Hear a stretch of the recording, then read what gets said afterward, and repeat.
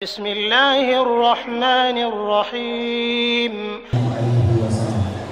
Karena seorang hamba yang beriman dan bertakwa kepada Allah, Allah akan menurunkan keberkahan dari langit dan dari bumi.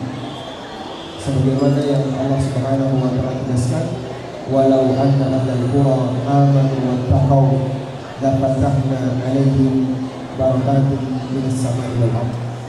Ketika sebuah penduduk negeri mereka beriman dan bertakwa, kami akan bukakan untuk mereka keberkahan dari langit dan dari bumi. Dan keberkahan inilah yang kemudian memberikan kebaikan bagi semuanya. Karena itu binatang mereka berterima kasih kepada orang yang mengajak masyarakat untuk belajar agama dengan baik, untuk bertakwa kepada Allah. Sebagaimana disebutkan dalam hadis riwayat Ahmad, Nabi SAW mengatakan, "Mu'allimun an-nas al-khair." Orang yang mengajarkan kebaikan bagi masyarakat, yastaghfiru lahu man fis sama'i wal ardh, akan dimintakan ampunan oleh makhluk yang ada di langit dan di bumi, hatta al-hitan muntah, sampai ikan yang berada di air, sampai ikan yang berada di air memohonkan ampunan untuknya. Kenapa binatang memohonkan ampunan untuk orang yang mengajarkan kebaikan bagi masyarakat? Karena ketika mereka mengajarkan takwa kepada masyarakat, kemudian masyarakat semakin bertakwa kepada Allah, Allah turunkan keberkahan. Dan yang memanfaatkan tidak hanya manusia, termasuk juga makhluk yang lainnya. Maka sebagai bentuk rasa terima kasih kepada orang yang mengajarkan kebaikan ini, Allah ilhamkan kepada mereka untuk memohonkan ampun bagi guru-guru agama, bagi guru-guru masyarakat yang mengajarkan kebaikan di tengah masyarakat. Salawat dan salam semoga selalu tercurah untuk junjungan kita Nabi Agung Muhammad SAW atas bimbingan yang beliau berikan, sehingga kita bisa menjadi hamba Allah yang baik, belajar untuk menjadi hamba Allah yang baik. Mohon maaf saya sedikit ngos-ngosan. Jadi tadi dari penginapan sampai sini macet. Masya Allah. Akhirnya harus parkir mobil dan kita jalan kaki. Jalan kaki Ustaz tadi? Alhamdulillah. Kita lebih cepat. Lebih cepat, Masya Allah. Subhanallah. Baik Ustaz. Belum sempat tarik nafas sudah ditarik orang. Masya Allah, masa. Minum dulu Ustaz. Minum dulu. Itu masih sebelah dong. Masih segal Ustaz. Baik. Selanjutnya berbicara tentang dosa jariyah. Seperti apa sih yang dimaksud dengan dosa jariyah? Kebalikan dari amal jariyah. Intinya begini, Allah Subhanahu wa ta'ala tidak hanya mencatat amalan hamba, namun Allah juga akan mencatat dampak dari amal hamba. Allah tidak hanya mencatat amal hamba, tapi juga mencatat dampaknya. Apa dalilnya?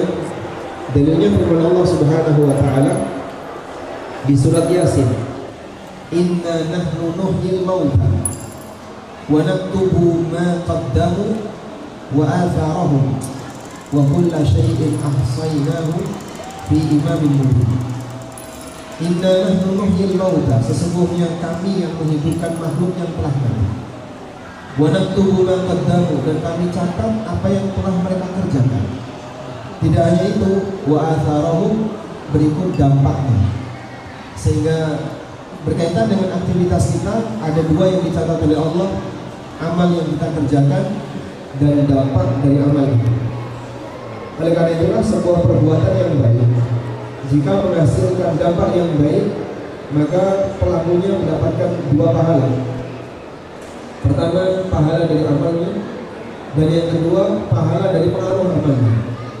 Dan pengaruh ini bisa jadi lebih luas, bisa jadi lebih panjang rasanya, bisa jadi lebih jauh jangkauannya. Maka posisi pengaruh ini bisa jadi akan menghasilkan pahala yang terus mengalir. Walaupun pelakunya sudah meninggal, tapi karena pengaruhnya belum hilang, maka dia akan terus menghasilkan pahala. Demikian pula sebaliknya, ketika seseorang berbuat buruk dan memberikan pengaruh yang buruk, maka dia mendapatkan dosa dari perbuatan buruknya plus dampak buruk dari perbuatan ini.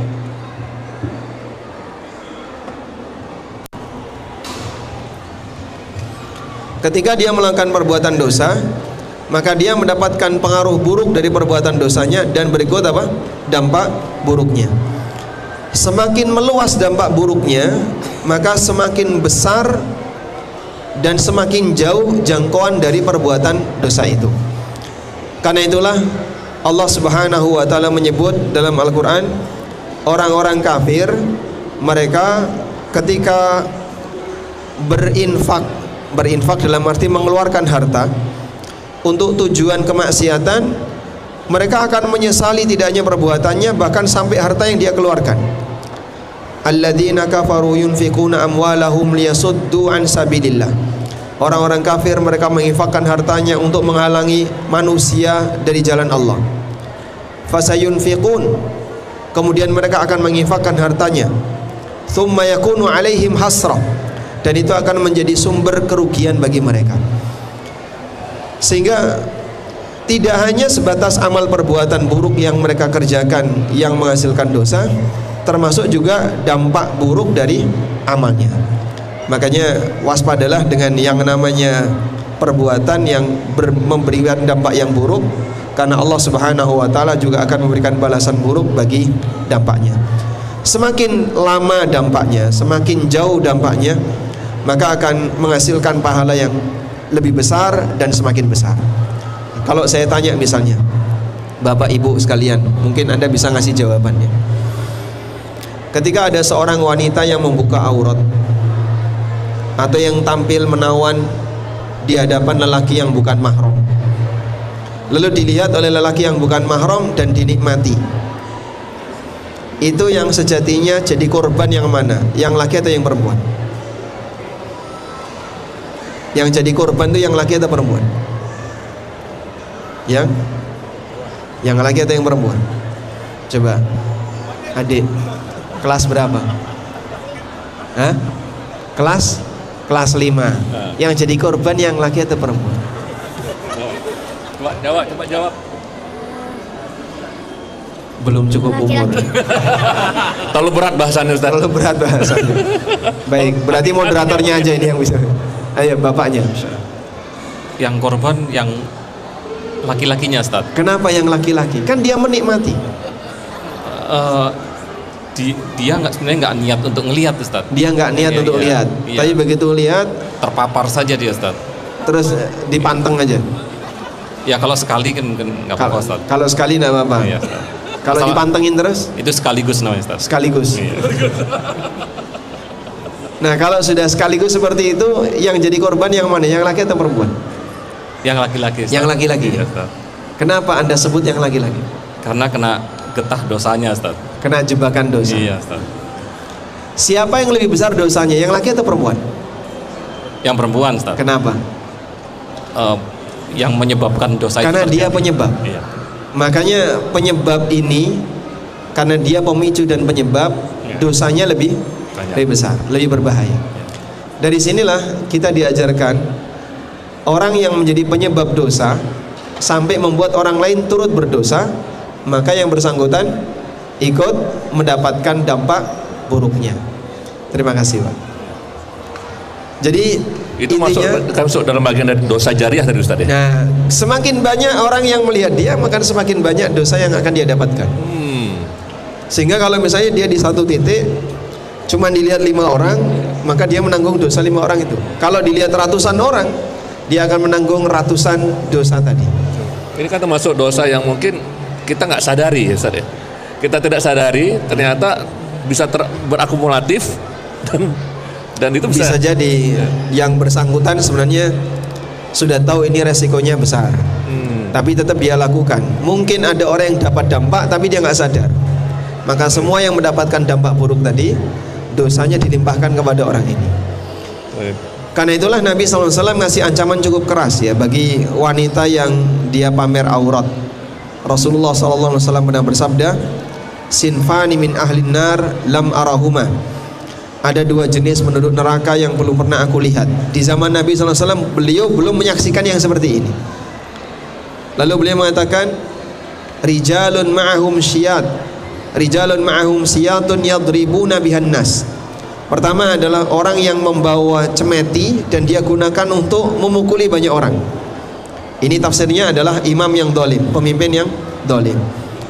Kemudian yang kedua kata Nabi SAW, nisaun kasiyatun ariyatun ma'ilatun mumilatun ru'usuhunna ka'asnimatil bukhtil ma'ilah. Wanita yang berpakaian tapi hakikatnya telanjang. Ma'ilatun mumilatun, dia megal-megal di depan lelaki. Ru'usuhunna ka'asnimatil bukhtil ma'ilah, di kepala mereka seperti ada punu onta yang condong. Maksudnya adalah kondi, gelungan yang ditaruh di atas atau ditaruh di belakang. La yadkhulnal jannah, mereka terancam tidak masuk surga. Wala yajidna rihaha, dan tidak akan mencium aroma surga. Wa in kana rihuha liyujadu min masirati kadza wa kadza, walaupun aroma surga itu bisa dicium dari jarak yang jauh sekali. Baik, ini contoh gambaran kenapa dia mendapatkan dosa yang besar, karena dia memberikan pengaruh buruk bagi banyak orang. Masya Allah Ustaz. Pada Ustaz sambil diminum Ustaz dulu Ustaz. Jadi kita mendengar pesan yang Ustaz sampaikan bahwa banyak hal-hal yang mungkin yang kita lakukan mungkin juga paham, mungkin tidak kita sadari, yang itu menjadi dosa jariah kita. Makanya penting bagi kita untuk terus belajar ya, bertalabul ilmi, supaya kita mengetahui apa batasan-batasan Ustaz yang menjadi potensi kita menjadi dosa jariah. Sebentar, tema kita itu apa temanya? Ya? Temanya apa? Temanya sebenarnya kita transaksi dosa jariah terhadap transaksi, tapi Ustaz, pertanyaan mungkin bisa, diskusinya bisa cukup meluas Ustaz. Berarti saya belum menyentuh temanya ini. Transaksi apa yang menghasilkan dosa jariah. Nah, sekarang coba kita balik ke tema ya. Kalau Anda bertanya tentang transaksi apa yang menghasilkan dosa jariah, jika yang dimaksud transaksi di sini adalah posisi seseorang dalam bermuamalah yang itu bisa menghasilkan dosa jariah. Ketika dia melakukan praktek muamalah apapun yang salah, tapi kemudian dipertahankan dari generasi ke generasi dengan alasan ini sudah jadi kebiasaan dan dia ada dalam rantai kebiasaan tadi. Sebagai contoh ya, dan ini pernah saya sampaikan kepada Bapak Ibu, teman-teman yang kerja di aparat negara. Ada banyak sekali aparat yang ketika diingatkan ini tidak boleh, ini haram, alasan mereka apa? Tapi dulu-dulu ya memang sudah seperti ini. Senior-senior kita yang sudah pensiun pun yang kayak gini. Jadi dia cuman melanjutkan saja, aku cuman melanjutkan aja sistem yang sudah berjalan. Berarti udah urf berarti Ustaz? Sudah jadi budaya. Budaya yang kalau urf katanya jadi boleh Ustaz? Sebentar dulu ya. Ini sudah menjadi budaya dan tradisi yang ada di lembaga itu. Sehingga di instansi itu misalnya manipulasi data atau aneka pelanggaran-pelanggaran terkait masalah keuangan, itu sudah jadi budaya. Ketika sudah jadi budaya, ada salah satu diingatkan ini tidak boleh, alasan dia ya dari dulu sudah kayak gini. Nah, cuman catatan saya di sini, mereka yang sudah pensiun, dia sudah tidak bekerja, tapi dulu waktu dia berada di dalam, dia bagian dari mata rantai budaya tadi. Sehingga budaya ini turun temurun, rantai 1 nyambung rantai 2, nyambung rantai 3, terus sampai generasi yang sekarang sedang aktif. Ini orang sudah pensiun, tapi dia pernah jadi salah satu bagian dari budaya yang jelek itu. Terus gimana Pak? Dia nanggung dosa yang di bawahnya. Walaupun dia bukan pelakunya. Tapi kan sekarang saya tidak pelakunya. Iya sekarang, tapi dulu Bapak terlibat dalam salah satu bagian dari mata rantai budaya yang jelek tadi. Nah, ini kalau dianggap bahwasanya bentuk muamalah yang sering terjadi di lingkungan masyarakat, terutama di dunia kerja, yang di situ mengandung pelanggaran tapi dipertahankan sehingga sering dijadikan alasan ini sudah jadi kebiasaan kami, maka siapa yang ikut di situ kena kecipratan dosa. Contoh yang lain, ada sebuah lembaga ribawi ini ya, Si A kerja di lembaga ribawi tadi. Lembaga ini kan pasti punya sistem nih. Iya, Ustaz. Sehingga misalnya produk lending kami seperti ini, produk funding kami seperti ini, dan dia ngikuti sistem. Sistem itu tidak pernah putus dari generasi A, generasi B, C, D, dan seterusnya. Dia siapapun yang ada di situ terlibat. Maka saat generasi yang terakhir, Bapak kok model transaksinya kayak gini? Ini sudah sistem kami, SOP kami kayak gini. Dari dulu kami seperti ini. Maka walaupun dia sudah pensiun, bisa jadi dia meninggalkan budaya yang buruk tadi, mendapatkan dosa jariah. Nah, yang berbahaya adalah di saat dia sama sekali tidak pernah memutus hal yang buruk tadi, bahkan dia bagian dari rantai pergerakan riba yang ada di lembaga tersebut. Walaupun dia sudah keluar, dia sudah tidak kerja, tapi dia dulu yang turut melestarikannya sampai generasi yang paling bawah pun ikut-ikutan, maka orang ini tetap tidak mendapatkan dosa jariah. Waliyadzubillah. Baik. Termasuk ini Ustadz, misalnya ini orang yang bekerja di perusahaan IT, men-set up semua sistem untuk perbankan ribawi, Ustaz. Sebenarnya pekerjaannya dia kan halal, dia hanya sebagai profesional yang membuat sistem, untuk menjalankan sebuah sistem ya, manajemen di perbankan ribawi. Nah ini gimana tuh Ustaz? Dia membuat sebuah sistem, dia konsultan untuk membuat sistem, produk dia digunakan di perbankan ribawi. Jadi berkaitan dengan kerja jasa, kita itu punya dua panduan. Satu, unit jasa yang kita kerjakan, unit jasa yang tidak melanggar syariat. Misalnya konsultan, programmer, ini kan tidak melanggar syariat. Kemudian yang kedua, ada satu batasan lagi. Tidak boleh ada unsur tolong menolong dalam maksiat. Wala ta'awanu 'alal itsmi wal udwan. Kerja sebagai security itu halal atau haram, Pak? Halal ya. Tapi kalau dia mengamankan tempat maksiat, jadinya tolong menolong dalam maksiat dan jadi penghasilannya haram.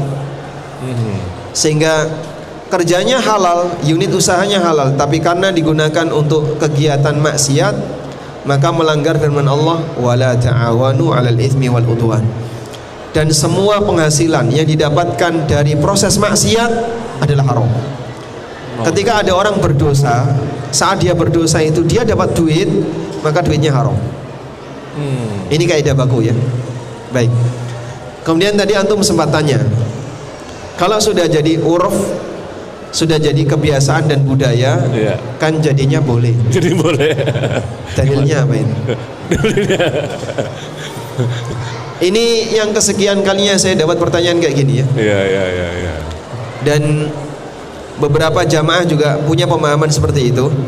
Dalilnya, walaupun ketika jamaah saya tanya dalilnya apa sih kok kalau sudah jadi kebiasaan jadi boleh? Tidak tahu. Dalilnya adalah sebuah kaidah fikih yang mengatakan al-'adah muhakkamah. Al-'adah muhakkamah. Sesuatu yang sudah jadi ada, sudah jadi budaya, maka dia bisa jadikan acuan hukum. Baik. Tapi ini salah penggunaan. Ini salah penggunaan. Saya tegaskan ulang, al-'adah muhakkamah ini tidak bisa dijadikan sebagai alasan bahwa kebiasaan buruk menjadi benar karena sudah dinormalisasi. Sudah? Terus yang benar gimana? Kita luruskan dulu. Kaidah al-'adah muhakkamah. Al-'adah artinya kebiasaan, muhakkamah jadi acuan hukum. Kaidah ini tuh berlaku apabila ada keterangan syariat, ada istilah dalam syariat, tapi tidak ada penjelasan secara syar'i, maka referensi penjelasan syar'inya kembali kepada adat. Contoh, kata safar. Kata safar itu ada nggak dalam bahasa syariat? Kata safar dalam bahasa syariat ada nggak? Nggak ada. Safar artinya apa, Pak? Safar, Pak? Bepergian. Bepergian. Ada nggak kata safar dalam bahasa syariat? Ada dalam Al-Quran, ada dalam hadis juga ada. Allah Subhanahu wa Ta'ala membahas tentang masalah puasa. Lalu Allah mengatakan, faman kana minkum maridun au ala safarin.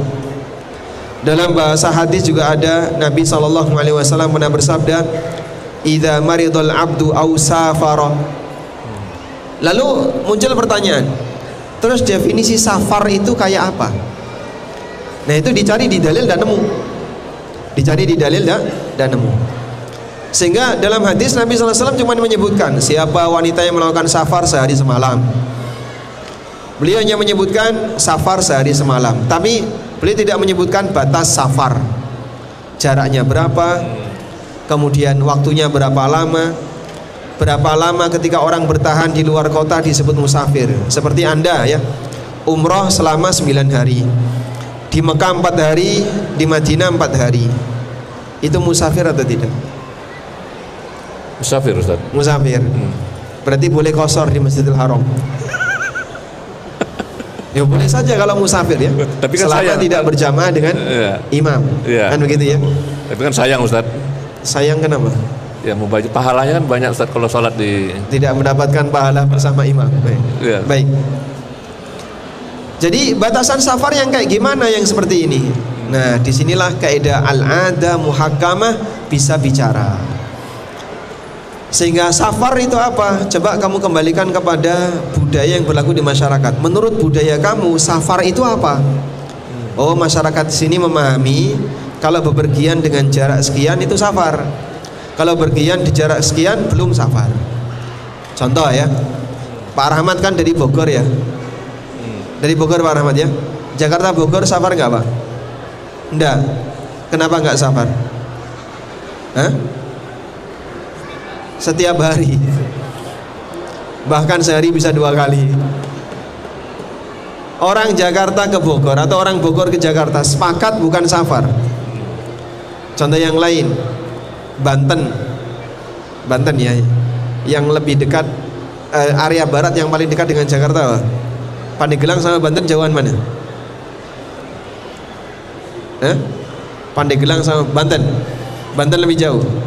Kalau orang Jakarta ke Banten safar nggak? Orang Jakarta ke Banten berapa kilo jarak Jakarta Banten? Belum sampai ya? Belum sampai 80 ya? Belum sampai 80. Mungkin sekitar 60, ada 60. Baik. Iya. Kalau orang Jakarta ke Banten safar atau tidak? Safar atau tidak, Pak? Harusnya Anda belum. sampai Banten qashar nggak? Nggak qashar? Nggak pernah ke Banten. Baik. Disinilah definisi safar dikembalikan kepada apa? Al-'adah, urf. Bagaimana urf memandang? Contoh yang lain, Allah Subhanahu wa ta'ala menyebutkan miskin itu termasuk kata syar'i enggak? Kata syar'i itu ada dalam Al-Quran dan hadis. Termasuk ya? Masuk. Sebutkan dalil yang menyebutkan kata miskin. Innamas shadaqatu lil fuqara'i wal masakin. Baik, pertanyaannya, seperti apa batas miskin? Sudah nikah belum, Mas? Belum. Jomblo itu miskin nggak? Miskin karena belum punya. Miskin, Ustaz. belum punya istri. Belum punya istri. Jadi berat dapat zakat ya? Belum banyak harusnya, Ustaz. Baik. Seperti apa batas miskin? Ini kembali kepada urf. Maka sekali lagi, al-'adah muhakkamah itu bukan berarti setiap kebiasaan adalah benar, karena sudah jadi tradisi dan budaya. Tapi yang lebih tepat, apabila ada istilah syar'i, istilah dalam Al-Quran maupun hadis, tapi tidak ada batasan yang diberikan, maka batasannya kembali kepada urf yang berlaku di masyarakat. Bisa dipahami ya? Baik, contoh yang lain, batasan akad yang sah adalah ketika telah terjadi kesepakatan transaksi. Sudah? Lalu seperti apa kesepakatan transaksi itu? Syariat tidak menjelaskan, maka dikembalikan kepada urf, bagaimana budaya masyarakat memahami. Sehingga misalnya Bang Fadil ya, jualan air minum. Bang, saya bawa dulu ya. Oh iya silakan bawa aja. Itu sudah beli atau belum? Belum Ustaz. Kenapa? Belum ada akadnya. Nah, tadi kan bang saya bawa dulu, antum udah bilang silahkan. Nah, bisa berarti jadi- bisa saya jadi- sudah menyampaikan, antum menyetujui. Apa belum akad? Bisa jadi pinjam Ustaz. Bisa jadi Pinjam. pinjam. Dari mana kita bisa memahami itu pinjam? Dari mana kita bisa memahami itu beli? Dari urf. Oh. Nah, sehingga nanti bisa diuji coba ya. Ada jual gorengan, jual makanan di sini, food court ada nggak? Ada Ustaz. Ada. Bilang ke penjualnya, saya minta dibungkusin 5. Dibungkusin 5. Habis itu Anda bawa, nggak bayar. Kan minta Ustaz ya. Ya, dikejar nggak? Kejar Ustaz. Dikejar. Ya. Anda disalahkan. Kenapa disalahkan? Anda belum bayar. Kan saya tadi bilang saya minta. Saya nggak ngomong saya beli. Nah, disitulah al-adah muhakamah. Adat bisa dijadikan sebagai acuan hukum. Menurut adat kita, budaya kita, ngomong minta di depan pembeli itu sama dengan beli. Walaupun dia ngomongnya minta. Iya. Ini saya bawa dulu ya. Silahkan bawa dulu. Dia sudah tahu harganya. Itu sama dengan apa? Beli atau utang dan seterusnya. Disitulah makna al-adah muhakamah. Catat ini baik-baik, sampaikan kepada yang lain karena banyak yang salah paham. Dan mohon maaf, kaidah al-adah muhakamah disalahgunakan sehingga sampai dijadikan sebagai alat pembenar untuk normalisasi penyimpangan di masyarakat. Ini kan sudah jadi budaya kami, al-adah muhakamah. Orang maksiat ngomong kayak gitu, Pak. Ahli maksiat ngomong al-adah muhakamah. Gimana al-adah muhakamah? Bagaimana mungkin yang namanya maksiat bisa menjadi acuan hukum? Hanya karena gara-gara ini sudah dinormalisasi. Wallahu a'lam. Termasuk juga uruf, mungkin ini budaya dari nenek moyang kami. Yang apa? Yang korupsi. Nenek moyang kita nggak korupsi, Bang. Nggak boleh nuduh kayak gitu. Termasuk dalam ibadah Ustaz. Dalam ibadah. Ibadah. Budaya nenek moyang kami. Budaya nenek moyang. Ya, kenapa itu? Itu termasuk uruf yang dibolehkan atau tidak? Ya, itu budaya yang menyimpang. Kalau misalnya di situ ada sisi yang dilarang, ya tidak boleh dipertahankan. Cuman dulu para nabi itu ditentang dengan alasan budaya. Makanya agama dengan budaya itu dalam Al-Quran sering disebutkan berantem. Wa idza qila lahum ittabi'u ma anzalallah, apabila disampaikan kepada mereka ittabi'u ma anzalallah, ayo ikuti apa yang Allah turunkan, alasan mereka apa? Qalu bal nattabi'u ma alfaina alaihi aba'ana. Mereka mengatakan kami mengikuti apa yang ajaran yang kami dapatkan dari nenek moyang kami. Sehingga mereka menolak untuk menerima kebenaran itu dengan alasan kita sudah punya, yang kita punya adalah ajaran nenek moyang kita.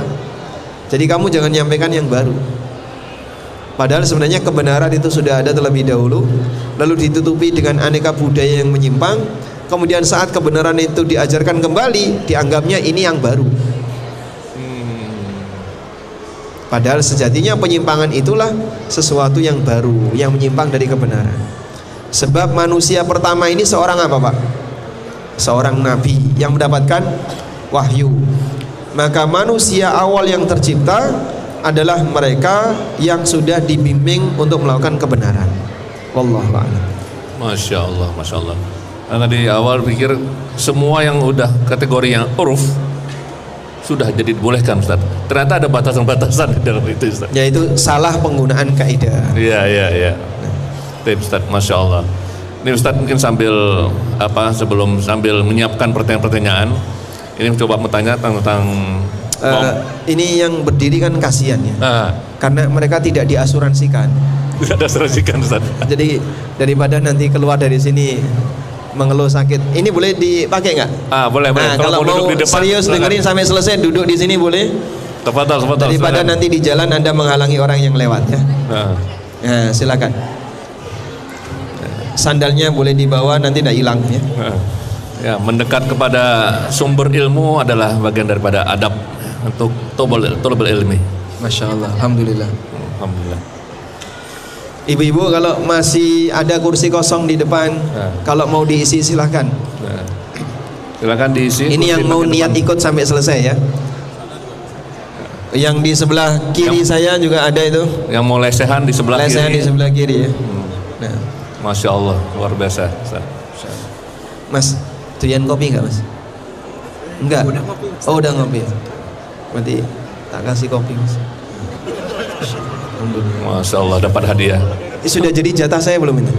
Sudah. Oh sudah, alhamdulillah. Ustaz. Kan tadi hurufnya Ustaz, kalau udah ditaruh di depan berarti untuk Ustaz hurufnya. Jatah yang dikasih ya. Jatah yang harus mana? Terima kasih. Dan Ustaz ini sambil menunggu pertanyaan di beberapa hadirin, ini mau bertanya tentang muamalah di dalam pekerjaan Ustaz. Ini sering terjadi buat profesi desainer atau juga arsitek Ustaz. Jadi dia di dalam pekerjaannya dia sering mendapat pekerjaan dari klien. Kemudian dalam perjalanan konsumennya bertanya, udah saya nggak usah lewat perusahaan ya, langsung ke kamu saja. Oh berarti potong kompas. Potong kompas. Karena memang kebetulan dia juga ingin ada tambahan juga Ustadz, mungkin penghasilannya kurang, dan itu dilakukan di luar jam kerja. Iya. Itu bagaimana kira-kira Ustadz secara etik dalam muamalah Ustadz? Iya. Memang kita dalam belajar muamalah itu tidak hanya belajar masalah halal haram, tapi kita juga diajarkan etika dan adab. Dengan adab seorang muslim akan terlihat lebih indah. Lebih indah berkaitan dengan aktivitas yang dia lakukan. Sehingga kita kalau bisa pada saat bertransaksi bermuamalah selalu miliki adab yang baik. Islam itu indah, tapi terkadang ditutupi oleh kesalahan kaum muslimin. Al-Islamu mahjubun bil muslimin. Saya punya cerita ya. Sudah pernah dengar ceritanya belum? Oh belum. Oh baru datang ya. Jadi ada seorang ulama yang dia memberikan pengarahan tentang Islam, ceramah tentang Islam di Eropa. Dia jelaskan betapa indahnya itu Islam. Aneka aturan syariatnya yang demikian indah. Kemudian baik dalam masalah bagaimana bermuamalah, berkeluarga dan seterusnya, sampai membuat orang kafir Eropa itu tertarik. Saya penasaran, Islam yang kau jelaskan demikian indah ini kalau diterapkan di dunia nyata itu kayak apa? Saya pengen tahu secara langsung, pengen melihat seperti apa penerapan Islam di dunia nyata. Nah, ulamanya ini bingung mau dibawa kemana orang ini. Akhirnya dia berusaha untuk nyari daerah mana yang kira-kira bisa menjadi sampel mewakili Islam. Kalau tidak salah dibawa ke Pakistan waktu itu. Dibawa ke Pakistan. Dah. Ketika orang Eropa ini sampai di Pakistan dan dia melihat bagaimana realita kehidupan kaum muslimin di Pakistan, kaget mereka. Kenapa Ustaz? Ya, kok ternyata tidak sesuai dengan yang diceritakan. Kondisi realnya tidak sama sebagaimana yang diceritakan oleh ulama ini ketika dia mengkampanyekan Islam di Eropa. Itu baru sampai Pakistan, belum sampai Jakarta, Pak. Gimana kalau sampai Jakarta, Pak? Akhirnya ulama ini mengatakan al-Islamu mahjubun bil muslimin. Indahnya Islam itu terhalangi oleh kaum muslimin. Makanya kalau Anda misalnya menampakkan hal yang buruk sampai memberi kesan yang negatif, stigma yang buruk tentang Islam, berarti kamu termasuk hijabnya Islam, tabir yang menghalangi indahnya Islam. Ini kan kalau bahasa kita mencemarkan nama baik alma mater ya. Orang ketika alumni sekolah tertentu tapi ternyata dia berbuat jahat sehingga dikenang oleh masyarakat. Oh, dia alumni ini. Akhirnya dikenali. Dan nanti kalau ada lamaran kerja kok dari SMA ini langsung sobek. Padahal oknum ya Ustaz? Padahal itu oknum. Karena banyak orang yang menutupi keindahan Islam. Sekarang stigma-stigma seperti itu kan masih banyak ya. Makanya Khawarij itu kenapa diancam keras oleh Rasulullah SAW. Al-Khawarij kilabun nar. Khawarij itu anjing-anjingnya neraka. Nabi SAW menyebut Khawarij dengan apa? Anjingnya neraka.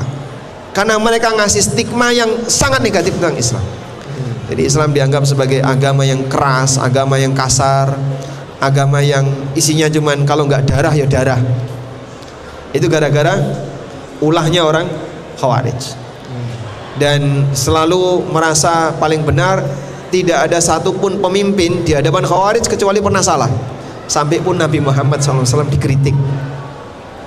Dzulhuwaisirah itu kan sebagai bibit Khawarij mengkritik siapa? Rasulullah SAW. I'dil ya Muhammad, bersikaplah adil ya Muhammad. Nah, turun temurun Khawarij seperti itu. Semua punya karakter, tidak ada satupun pemimpin pasti dikritik sama Khawarij.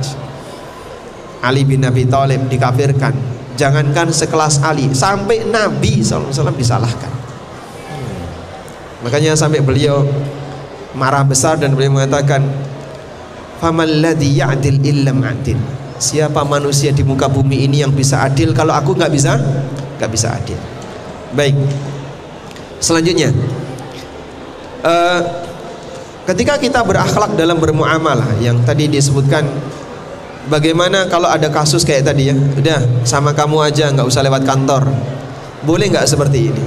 Secara etika bisnis pantas nggak kayak gini, Pak? Secara etika bisnis pantas nggak? Ya, nggak usah lewat KPMI, nggak usah lewat KPMI Bang ya. Oh gitu ya. Langsung aja ke sekjennya. Langsung sekjennya. Nanti kalau lewat komunitas, lewat lembaga, lebih panjang urusannya. Nah, Nabi SAW ngasih kaidah, la yu'minu ahadukum hatta yuhibba li akhihi ma yuhibbu li nafsi. Kalian tidak akan beriman sampai kalian mencintai sikap yang terbaik untuk saudaranya sebagaimana dia ingin disikapi yang sama. Nah, ini kata kunci adab. Ini kata kunci adab. Saya ulangi ya. Kalian tidak akan beriman sampai kalian sama. Ini kata kunci adab. Kata kunci adab itu pertanyaannya begini.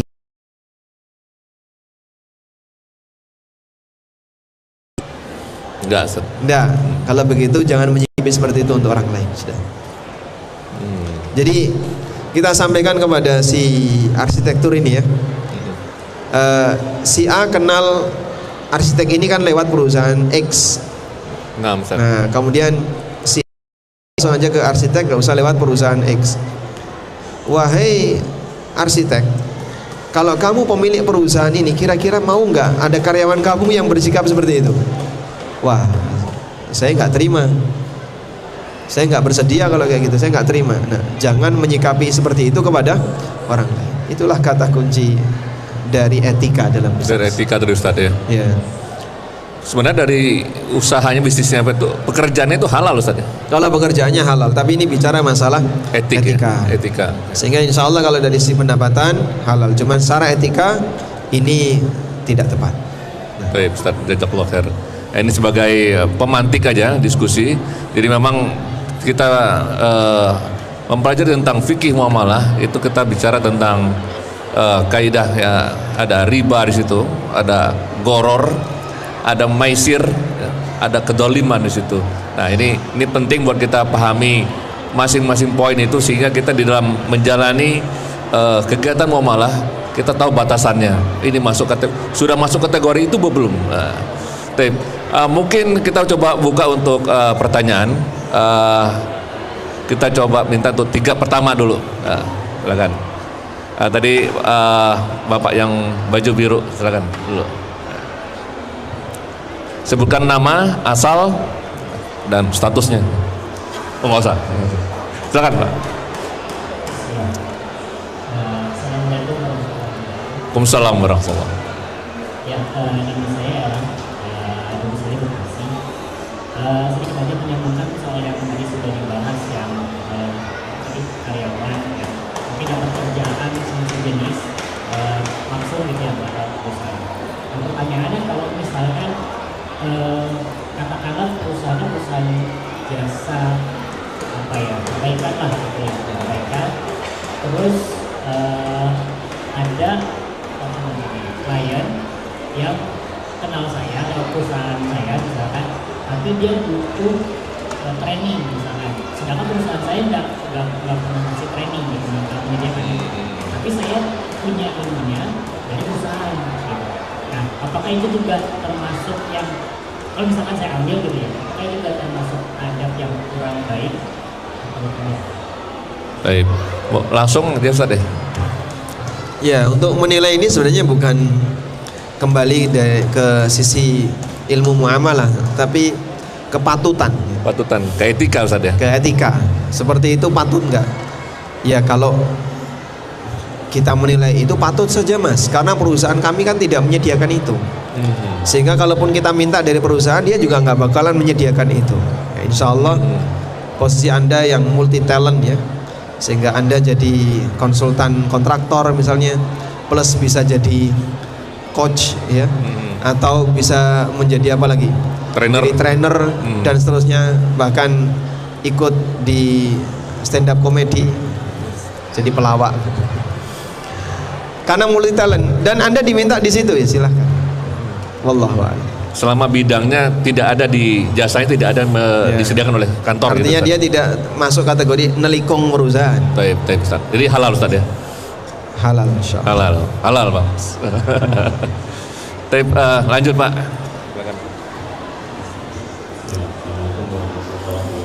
Waalaikumsalam warahmatullahi wabarakatuh.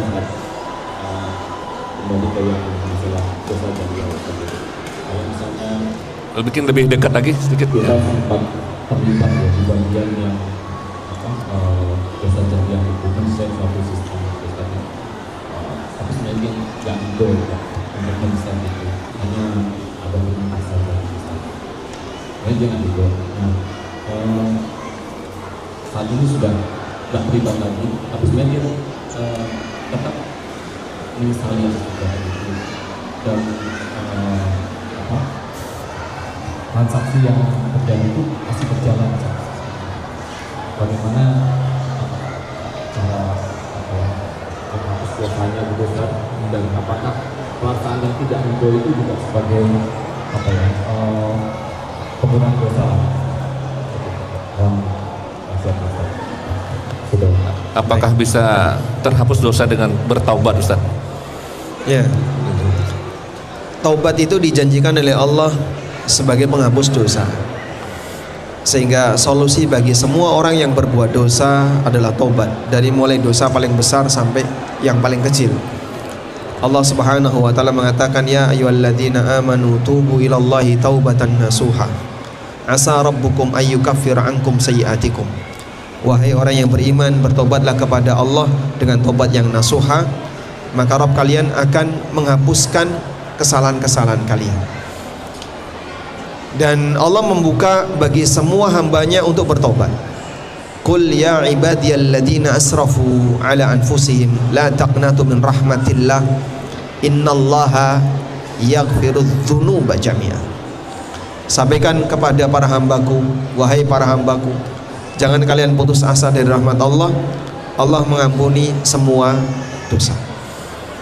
Pertanyaannya begini, kalau kemudian di situ ada janji bahwa siapa yang bertobat dosanya akan diampuni, lalu bagaimana cara tobat? Karena cara tobat itu ada panduannya. Memang tidak semua dosa itu tobatnya seragam, tapi ada 3 kata kunci yang ini berlaku di semua dosa. 3 kata kunci taubat yang berlaku di semua dosa. Yang pertama adalah an-nadam, yang kedua al-azm, yang ketiga al-iqla'. An-nadam, al-azm, al-iqla'. An-nadam artinya menyesali, al-azm artinya bertekad untuk tidak mengulangi, al-iqla' artinya meninggalkan maksiat itu. Ya? 3 ini syarat mutlak di semua dosa. Tapi ada tambahannya. Kalau dosa itu terkait hak orang lain, maka ada tambahan, wajib mengembalikan hak itu. Dan kalau dosa ini memberikan dampak buruk kepada sekitar, maka dia punya tugas untuk menjelaskan. Beberapa pendeta Yahudi disebabkan karena mereka tidak mau beriman kepada Nabi Muhammad SAW dan menutupi kebenaran, sehingga banyak sekali orang yang ikut-ikutan.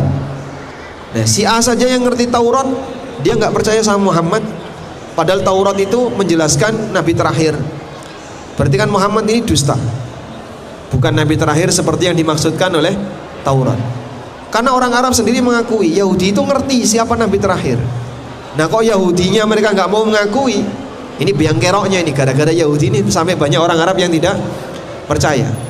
Coba kalau Yahudi ini diem, mungkin banyak orang Arab yang mau percaya. Tapi gara-gara perannya Yahudi yang mengatakan Muhammad itu nggak benar, bukan Nabi terakhir, kitab kami tidak menjelaskan kalau Muhammad itu Nabi terakhir. Gara-gara mereka ini banyak orang yang kafir. Makanya ancaman yang diberikan oleh Allah dalam Al-Quran kepada Yahudi itu banyak sekali. Tapi sebagian di antara mereka bertobat dan masuk Islam. Nah, Allah kasih syarat, illal ladzina tabu wa aslahu wa bayyanu. Kecuali yang bertobat, memperbaiki diri, wa bayyanu, dan dia menjelaskan. Menjelaskan apa? Menjelaskan kebenaran yang ada. Maka mereka yang pernah berbuat maksiat dan sudah memberikan pengaruh buruk bagi yang lain, dia punya kewajiban menjelaskan. Ini maksiat, tidak boleh. Bapak misalnya punya junior yang melanjutkan proyek itu, sampaikan, aku dulu seperti ini dipaksa, aku nggak ridho, kamu jangan ikut-ikutan, dosa besar. Masalah dia mau ngikutin saran Anda atau tidak, itu urusan mereka. Wallahu a'lam. Terkait tadi Ustaz yang 3 cara tobat tadi Ustaz, penjelasan seperti apa Ustaz? 1, 2, 3 tadi Ustaz. Menyesal. Menyesal itu berarti ya dia sedih dengan kemaksiatan itu, dan kalau dia mengenang kemaksiatan itu paham dia kalau ini salah ya gitu Ustaz ya. Dia ngakui salah. Ngakui salah. Ya. Yang kedua, bertekad tidak mengulangi. Ada orang yang berbuat dosa saat bulan Ramadan, dia nggak mau, tapi dia masih punya keinginan nanti setelah Ramadan aja. Berarti dia sudah punya rencana. Itu kalau masih ada umurnya Ustaz. Nah, dia masih punya rencana nanti pasca Ramadan kita ulangi. Astagfirullah. Yang ketiga apa? Melepaskan.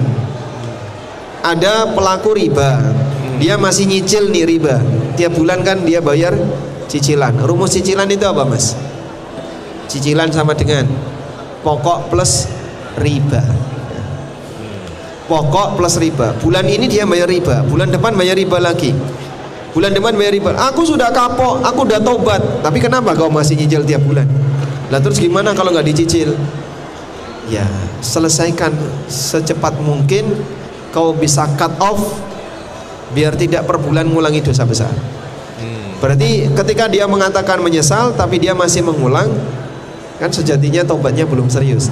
Artinya begitu kita paham, kita menyesali, kemudian berhenti dan stop saat itu. Nah, makanya kalau ada orang yang misalnya lihat aurat, ya, misalnya, itu loh coba lihat, nggak bener kan itu pakaian kayak gitu, masa pakaian kayak gitu? Nah, ini namanya mulut mencela, mata menikmati. Berarti sebenarnya dia tobat nggak? Tidak. Dia menikmati itu. Nah, yang kayak gini belum bisa disebut bertobat karena dia belum ikhlas, dia belum melepas. Baik, Ustaz, jazakallahu khair. Fadal, tadi Bapak mau tanya.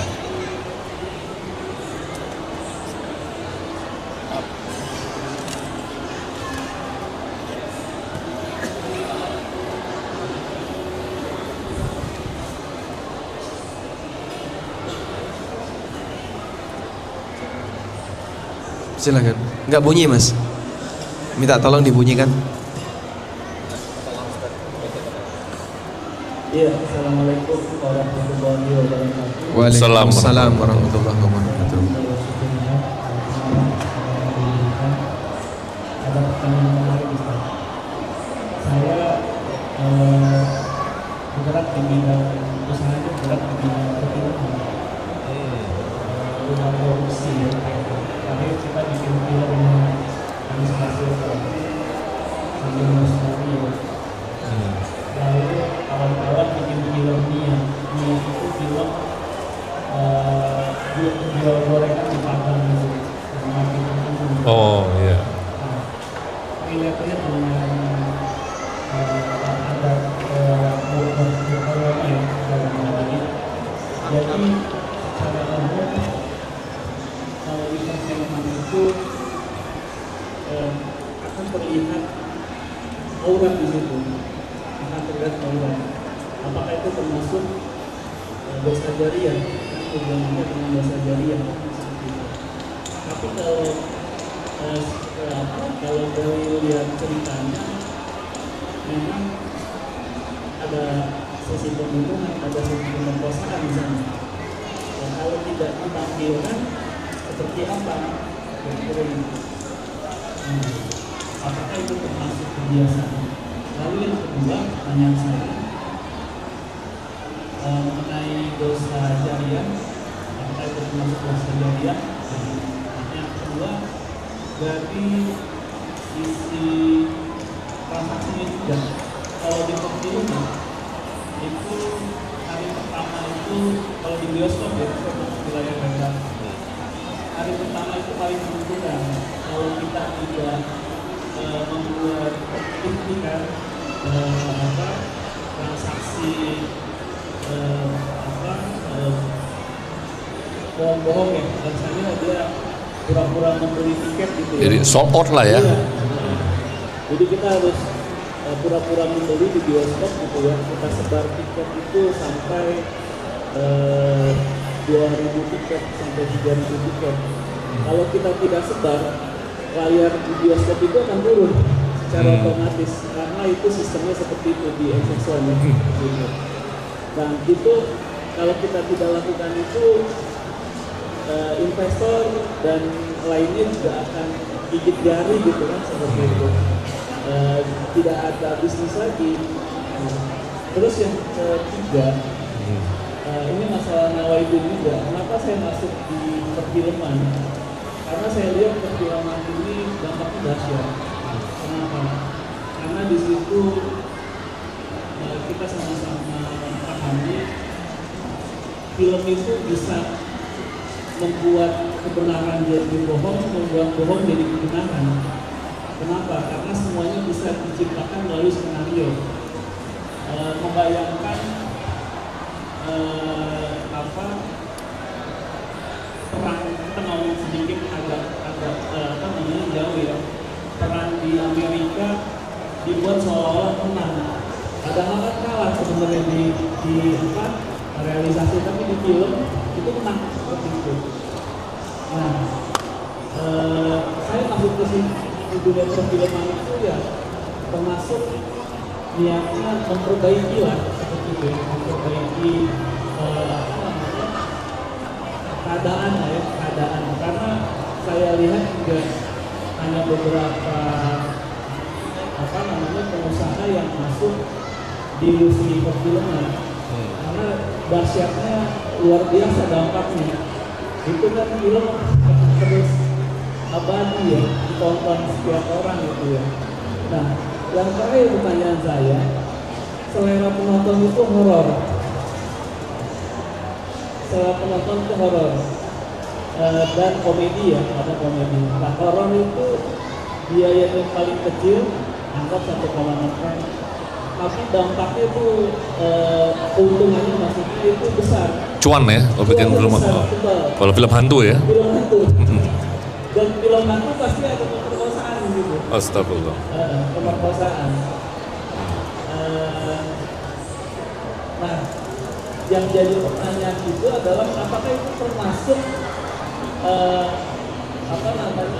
hukum adat ya, hukum kebiasaan. Jadi urf ya. Ada Ini. kebiasaan orang nonton horor, jadi pasarnya seperti itu. Tapi kita udah coba buat film yang Islami, nggak ada penonton, Dan dari sisi bisnis dia amsyong ya, kalau bahasanya tidak untung gitu. Beberapa kawan yang kata-kata Imam Sakyono, kawan saya yang bikin film biasa, film 212 terakhir film Sunblazer ya, itu film tentang mental kita di sini. Itu penontonnya tidak ada gitu. Imam Sakyono diketahui dia direktur film yang normalak tapi gitu. Karena saya sama Pak Imam itu awal pertama kali turun di film itu film 212 Ketawa Allah, film aksi daerah Islam 212, tapi masih pengetahuan. Kalau sekarang udah PH sendiri itu. Jadi niat waktu saya seperti itu, mohon nasihat dan rekomendasinya Ustaz. Assalamualaikum warahmatullahi wabarakatuh. Baik Ustaz, ini cukup berat ini. Apakah nanti kalau fatwanya haram, apakah langsung resign atau berhenti atau gimana nih Mas? Fadal Ustaz. Masya Allah. Ini nggak sengaja masuk ke kandang macan kan Pak? Mbak, maksudnya Bapak bukan kesasar kan sampai sini. Masya Allah. Baik. Saya mulai dari mana ini Bang? Aduh, kayaknya tarikan nafasnya harus panjang Ustaz ya. Kopinya kurang nih Bang. Baik. Bismillah, alhamdulillah. Memang pertama begini ya. Terkadang antara tujuan dengan sarana untuk menuju tujuan itu berbeda nilai. Sehingga ada orang yang punya tujuan yang indah, punya tujuan yang baik, tapi sarana yang dia tempuh untuk menuju tujuan itu caranya salah ya, secara syar'i kita nilai ya kamu salah walaupun tujuannya bagus. Ada kaidah yang salah, kaidah itu mengatakan al-ghayah tubarrirul wasilah. Yang namanya tujuan boleh membenarkan segala cara, dan ini kaidah yang salah karena tujuan yang baik tidak boleh ditempuh dengan cara yang salah. Nabi Muhammad SAW kita tahu ketika beliau berdakwah, beliau sangat berharap untuk bisa mengajak masyarakat kembali ke Islam dan mau memeluk agama Islam. Orang musyrikin ngasih penawarannya luar biasa. Muhammad, kamu itu menghendaki apa? Yang kamu inginkan itu apa? Kalau kamu pengen tahta, pengen kerajaan, kami akan jadikan kamu sebagai raja. Kalau kamu pengen harta, kami akan jadikan kamu sebagai orang paling kaya di Arab. Kalau kamu pengen wanita, kita akan sediakan wanita paling cantik di Arab untuk kau jadikan sebagai istri. Pilihan pertama itu disenangi oleh fakultas politik, pilihan kedua fakultas ekonomi, pilihan ketiga semua fakultas. Baik. Dalam pikiran kita kan mungkin begini ya, kenapa beliau tidak mengambil pilihan pertama, jadi raja? Setelah beliau jadi raja, mungkin beliau akan bisa mempengaruhi bawahannya. Ya sudah, sekarang aku jadi penguasa, sudah punya kekuatan, kalian semua harus masuk Islam. Tapi ternyata itu bukan pilihan yang dipilih oleh Nabi SAW. Sebab ini beresiko untuk ke depan, masa depan dakwah. Beliau tetap berjuang dengan cara organik atas bimbingan dari Allah Subhanahu wa taala sampai keberhasilan diberikan oleh Allah Subhanahu wa taala kepada beliau. Dan ada kaidah yang mengatakan, kaidah ini disebutkan dalam hadis riwayat Muslim. Rasulullah sallallahu alaihi wasallam bersabda, "Innallaha la yanzuru ila suwarikum wala ila ajsadikum, walakin yanzuru ila qulubikum wa a'malikum." Allah tidak melihat wajah kalian, Allah tidak melihat fisik kalian, tapi yang Allah lihat adalah hati kalian dan amal perbuatan kalian. Artinya yang dihisap oleh Allah di samping hati kita, juga kita akan dihisap amal perbuatan kita. Maka niat yang baik tidak boleh ditempuh dengan cara yang salah. Orang punya niat yang baik tapi caranya maksiat, ya dia dihitung maksiat walaupun niatnya baik. Sehingga kita sepakat misalnya orang korupsi tapi tujuannya untuk wakaf masjid. Masjid di komplek ini belum selesai, tapi dia punya peluang korupsi di kantor. Ya sudahlah, daripada itu nggak nutup dananya, dia korupsi tapi maksudnya untuk dipakai bangun masjid. Kita sepakat ini salah atau benar Pak? Salah, walaupun tujuan dia baik. Makanya satu prinsip ya, perbuatan yang salah tidak boleh dibela dengan alasan tujuan yang baik. Karena kalau semuanya pakai alasan tujuan yang baik, akan banyak sekali dosa dan maksiat yang tidak diakui, dianulir sebagai perbuatan maksiat, sebab dia beralasan tujuan kami baik. Begitu. Dan kita jadikan sini sebagai kaidah umum ya, bahwa sebatas beralasan dengan tujuan belum bisa membenarkan metode dan cara yang ditempuh oleh seseorang. Ini bicara masalah tujuan. Karena itu kalau Bapak tadi di bagian akhir menyebutkan bahwa film itu bisa mengubah paradigma orang, memang betul ya.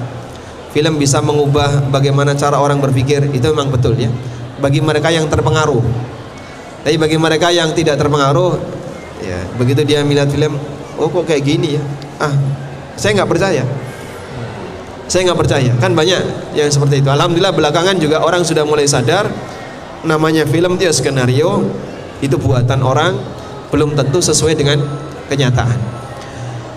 Dan banyak sekali orang yang sudah mulai paham antara opini dengan fakta, antara berita dengan fakta, itu dua hal yang berbeda. Dan terus kita kasih tahu kepada masyarakat, berita dengan fakta itu dua hal yang berbeda, opini itu tidak selalu sama dengan realita, dan seterusnya, biar orang paham bahwasanya sebatas pernyataan orang itu belum tentu sesuai dengan kenyataan.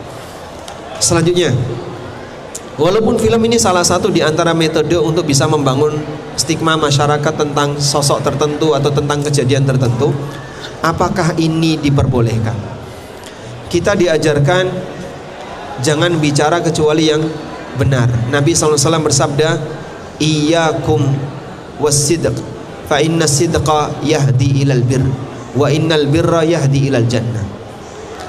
Kalian harus selalu menjaga kejujuran, karena jujur itu akan mengantarkan manusia kepada perbuatan baik, dan perbuatan baik akan mengantarkan manusia menuju surga. Alaikum bisidq, kalian harus selalu menjaga kejujuran. Saya ulang ya, alaikum bisidqi fa inna sidqa yahdi ilal bir wa innal birra yahdi ilal jannah. Lalu beliau mengatakan wa iyyakum wal kadzib, waspadalah dari dusta. Fa innal kadziba yahdi ilal fujur wa innal fujura yahdi ilan nar. Dusta itu mengantarkan orang untuk perbuatan maksiat, dan maksiat mengantarkan orang untuk menuju neraka. Kalau kemudian dalam film itu Anda hanya akan menampilkan yang sejujurnya, kayaknya nggak jadi, Pak. Gimana, Ustaz? Film itu hanya yang ditampilkan yang jujur-jujur, persis sesuai realita. Jadi nggak kira-kira? Jadi dokumentari, Ustaz. Jadi dokumentari. Dokumenter, film Jadi, dokumenter. Film dokumenter. Tapi ini kan film action ya, sehingga kegiatannya seperti runut dari titik A sampai titik Z misalnya. Dia cerita seperti nyambung, tentu akan ada banyak bumbu-bumbu di situ. Entah dialog yang tidak sesuai realita, gerakan yang tidak sesuai realita, kemudian suasana yang tidak sesuai realita, dan seterusnya. Nah, dari kenyataan ini bisa dipastikan film itu akan menyampaikan cerita yang bohong. Bisa dipastikan ya. Kecuali kalau dokumenter itu pun sifatnya adalah cuplikan-cuplikan bukti kejadian, kemudian ditambahi dengan narasi orang yang bercerita, narasi seorang narator. Dan itu juga nggak bisa terjamin 100% sesuai dengan realita. Agama mana yang membolehkan kita berdusta? Ya. Ini kalau kita sama-sama bicara menyampaikan informasi ya. Sehingga kita sepakat ini pasti akan ada unsur kedustaan. Nah, kalau ada unsur kedustaan, Islam melarang kita berdusta. Sehingga tidak ada ajaran agama manapun yang membolehkan kita berdusta. Agama Islam juga sama.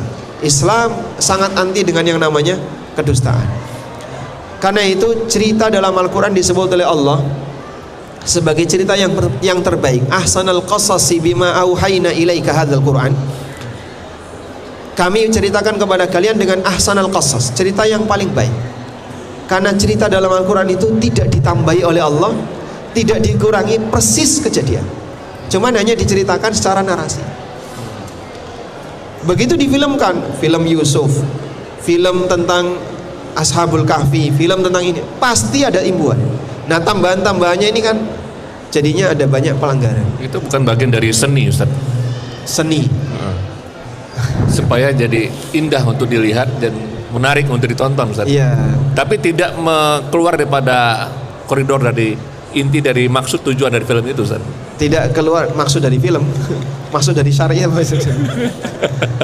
Saya hanya bisa berbicara dari latar belakang yang saya pahami ya. Kalau saya berbicara dari latar belakang seni dan budaya, mungkin akan berbeda pendekatannya. Tapi karena kita bicara dari sisi pendekatan Al-Quran dan hadis, pendekatan syar'i, ya saya mohon maaf hanya bicara yang lempeng-lempeng saja. Ini bisa nggak Pak dikasih bumbu-bumbu seni? Kira-kira ada nggak sisi kedustaan di situ? Akan ada. Ya mohon maaf, saya tidak akan mungkin mengatakan ini jadi boleh.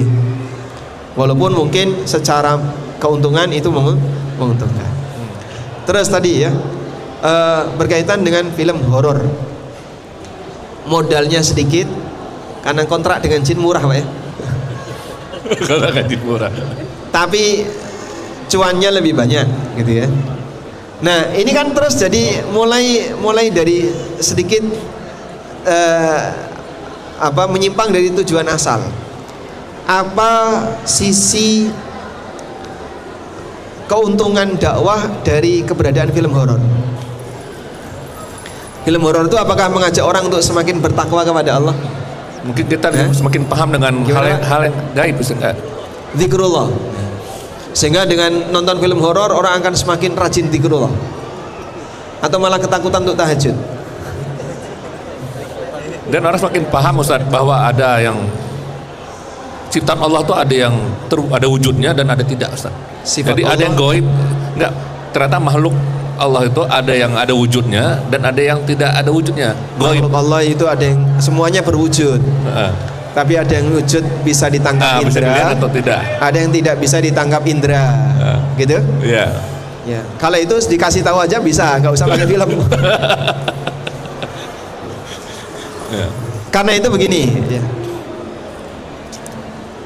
Sebenarnya penjelasan syar'i itu bisa nggak dibuat visualisasi? Contoh misalnya, kalau Bapak mau nyari penjelasan tentang surga, ada buku khusus yang membahas tentang surga. Bapak baca itu seperti melihat langsung.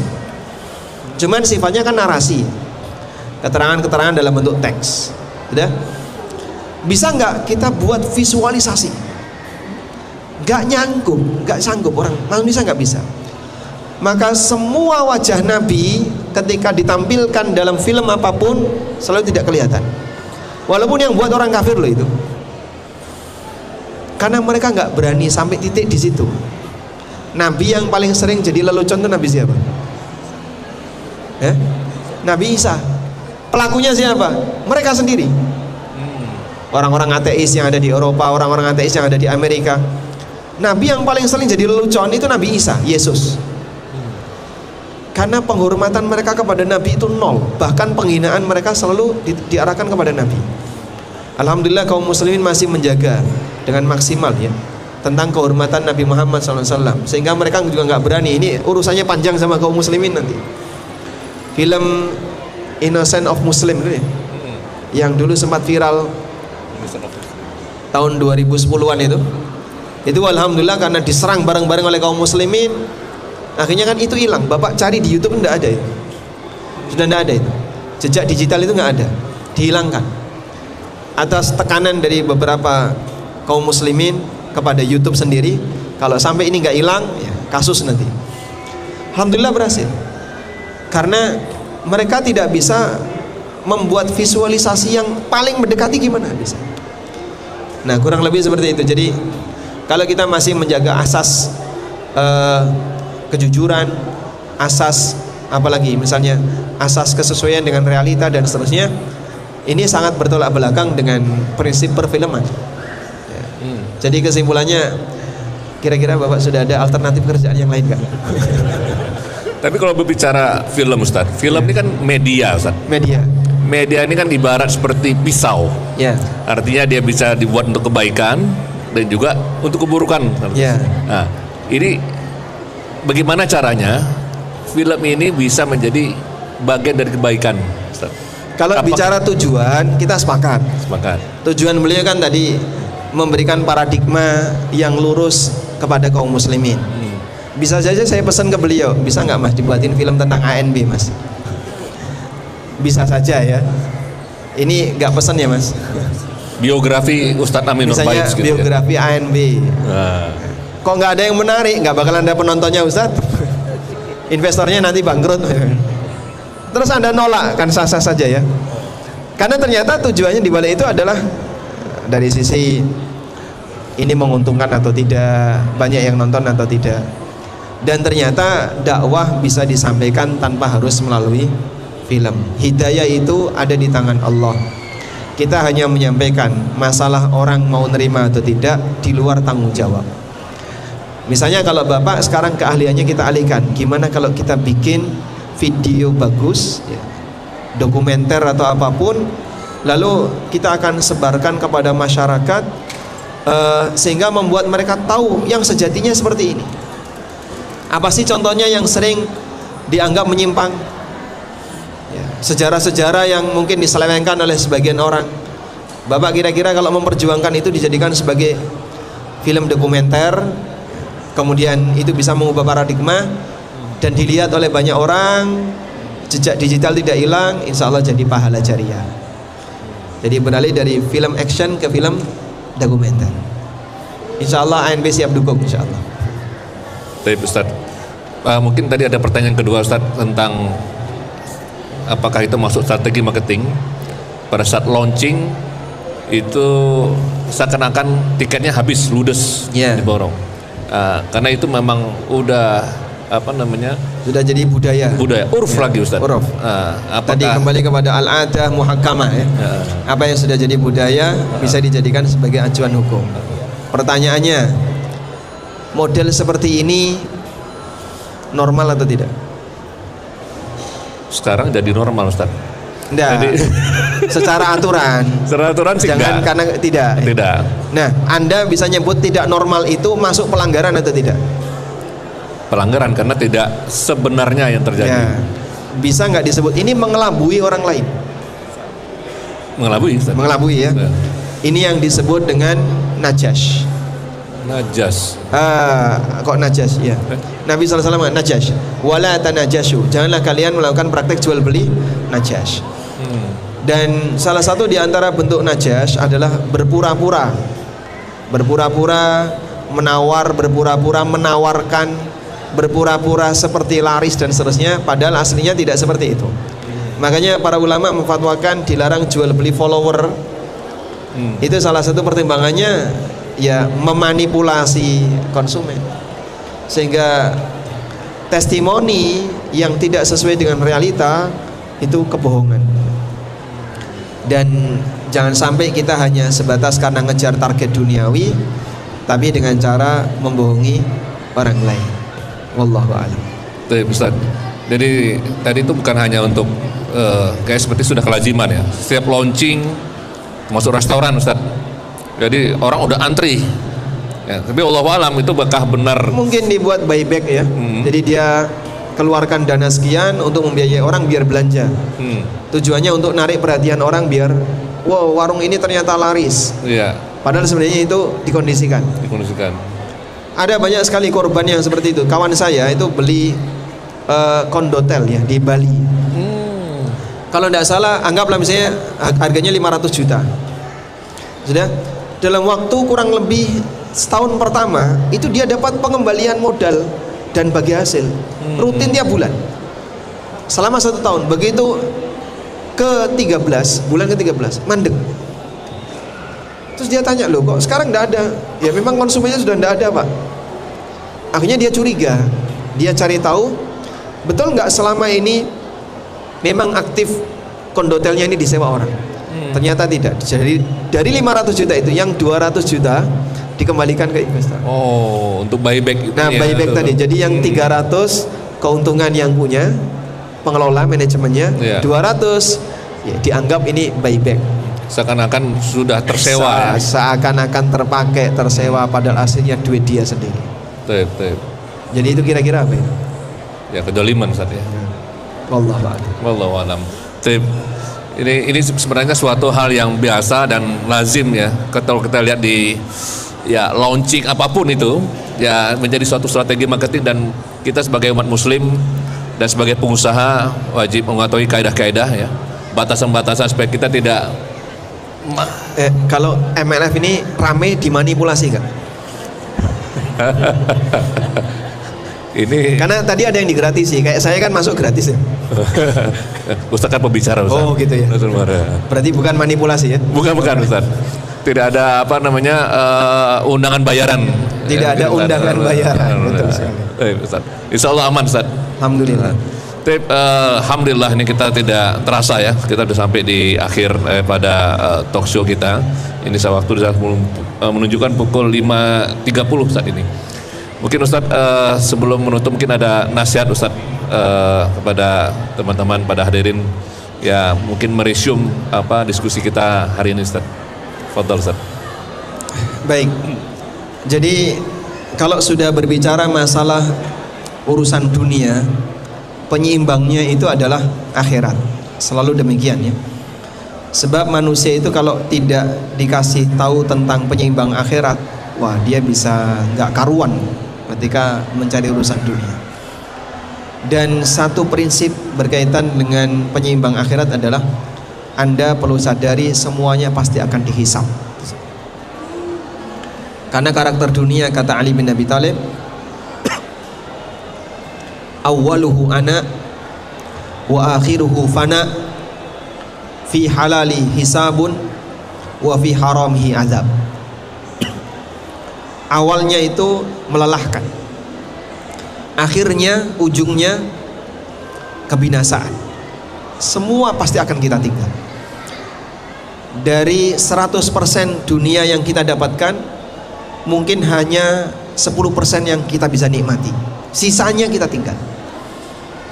Sehingga gaji Anda misalnya 10 juta per bulan, yang mungkin bisa Anda nikmati hanya kurang lebih 1 juta atau 2 juta, sisanya kita tinggal.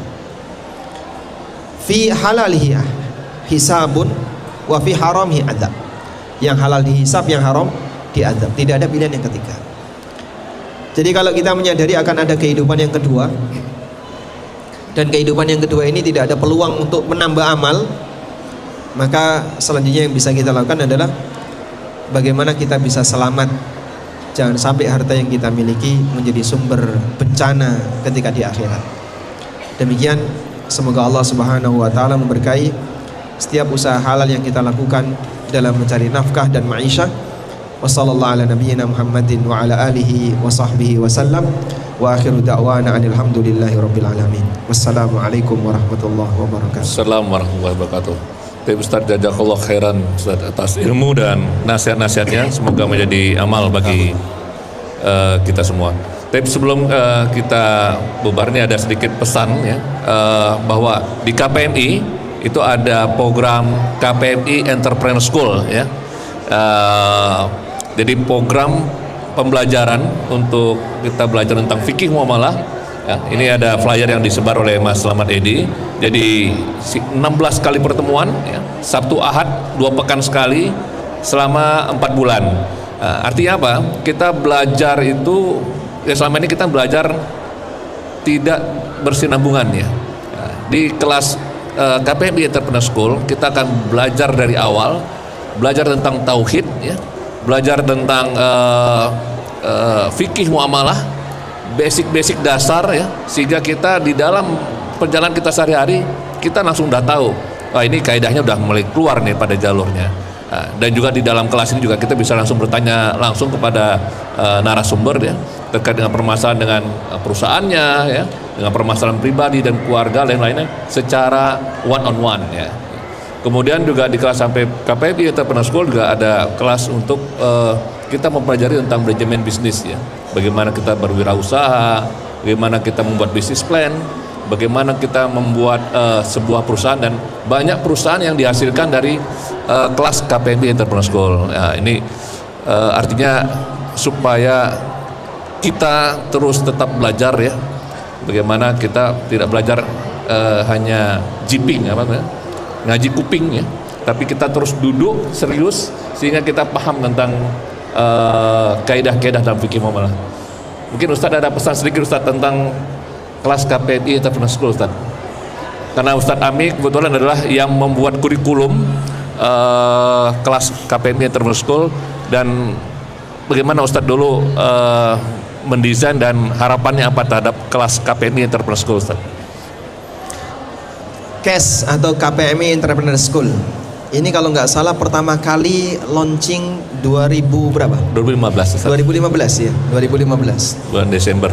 Sebagai apa ya, keputusan atau pesan yang disampaikan dalam Mukernas KPMI di Banjarmasin. Jadi saya sendiri yang dulu menyusun kurikulum di CAS ini. Kemudian kita diskusikan dengan para asatidzah yang lain, dan alhamdulillah telah bergabung kurang lebih berapa ustadz itu? Ada berapa ustadz di situ, Pak? 7. Ada 7 asatidzah ya. Di antaranya Dr. Arifin Badri, kemudian ada Ustadz Khalid Syamhudi. Saya juga ikut di situ, dan beberapa asatidzah yang lainnya. Dan insya Allah kita tidak hanya sebatas belajar muamalah, tapi di CAS juga ada materi tentang akidah, ada materi tentang tauhid. Karena sekali lagi tadi ya, bahwa penyeimbang aktivitas kita dunia adalah diingatkan akan masalah akhirat. Dan nanti juga ada modul yang bisa dibawa oleh teman-teman yang ikut dalam CAS. Ya, itu saja. Oh, ya. Oh, di belakang. Ya, buat yang nanti mau daftar itu bisa scan ya di barcode untuk informasi lebih lanjut tentang informasi tentang KPMI Entrepreneur School. Sudah, Pak? Baik Ustaz, jazakallah khair Ustaz. Tadi ada pesan, ada Kahoot ya. Kahoot, jadi ada kuis. Ya ini